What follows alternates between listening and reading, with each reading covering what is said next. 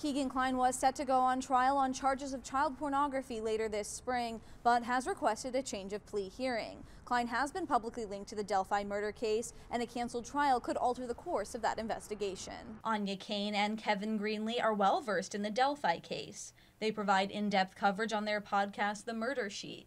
They say this child pornography trial could uncover additional information about the murder case. If the Kline case were to go to trial, it could really help us delve into the facts around the Anthony Shots account that Kagan was allegedly using to catfish young girls on the web.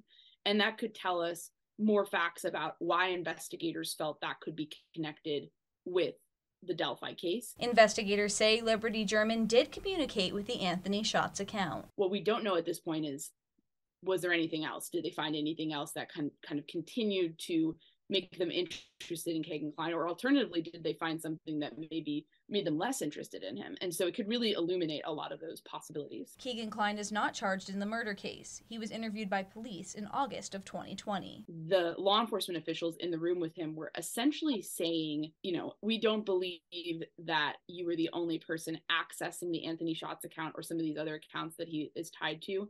They believe that multiple people were using them, at least one other person who used markedly different diction and word choices. Kline's lawyer filed a document requesting the hearing change, saying the parties negotiated a proposed resolution. But the prosecutor's office later filed paperwork saying there is no plea deal. Greenlee has been a lawyer for over 20 years. He says this back and forth is uncommon. It's difficult for me to recall another instance where the defense attorney filed a paper with the court saying we have a deal, and then an hour or so later the state filing a response saying, no, you don't have a deal.